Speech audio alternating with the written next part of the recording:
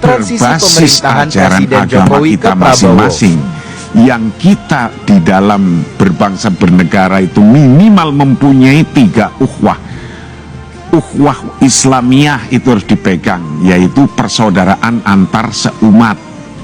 Ukhuwah Basyariah kita harus mempererat, yaitu persaudaraan antar individu manusia, Basyariah.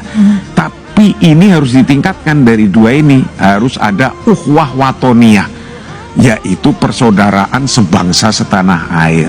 Alhamdulillah terjaga sampai hari ini, maka bisa hidup bersama-sama.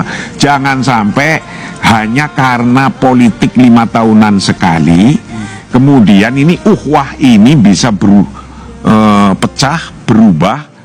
Gimana caranya masyarakat juga bisa mulus begitu untuk menerima ya bahwa presiden kita adalah Pak Prabowo dan Mas Gibran Rakabuming Raka sebagai wakil presiden terpilih. Ini dari sisi masyarakatnya gimana tuh Pak?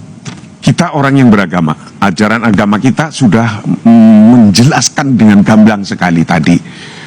Karena di Indonesia sudah ada aturannya, ada nizamnya, ada undang-undangnya. Sudah terpilih, sudah. Besok setelah sudah terpilih, besok step berikutnya tinggal dilantik. Setelah dilantik kemudian akan membentuk kabinet-kabinet. Ini kan aturan-aturan. Ikutin saja aturan ini, nggak usah mikir yang jauh-jauh atau yang mikir terlalu pendek. Nanti akan ada begini, nanti ada akan begini. Sudah jelas aturannya, undang-undangnya sudah jelas. Ketika sudah terpilih, besok akan ada pelantikan tanggal berapa? 22. Setelah tanggal 20 ada pelantikan, nyusun menteri, ikutin aja. Toh nanti ada endingnya. Endingnya apa? 5 tahun. Ikutin 5 tahun, beliau akan berbuat apa, saya yakin akan bisa menyesuaikan apa yang telah diperbuat oleh presiden yang terdahulu, diteruskan lagi sesuai rencana-rencana besar. Ya, yang pertama kita harus menerima hasil pemilu itu sebagai bagian dari konsekuensi kita memilih sistem demokrasi. Sehingga terpilihnya Pak Prabowo dan Mas Gibran itu tidak hanya kemenangan bagi beliau berdua, tapi menurut saya itu adalah kemenangan bangsa Indonesia. Karena pemilu yang damai, pemilu yang tertib, itu menjadi bagian dari kedewasaan kita di dalam berdemokrasi.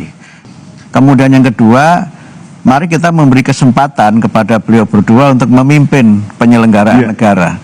Itu menurut saya konsekuensi dari demokrasi, dan terpilihnya beliau, kita beri kesempatan beliau untuk bekerja. Dan beri kepercayaan. Kemudian beri kepercayaan, itu yang ketiga. Nah yang keempat, tentu kita harus menjadi warga negara yang aktif dan partisipatif. Nah, saya kira kita harus menjadi warga negara yang aktif dan partisipatif untuk kebaikan bersama, untuk Indonesia maju, Indonesia emas. Karena membangun bangsa bukan hanya tugasnya presiden, bukan hanya tugasnya menteri, tapi juga kita sebagai masyarakat bersama. Terima kasih Pak Marsudi, terima kasih Pak Muti. Selamat malam, sehat selalu semuanya.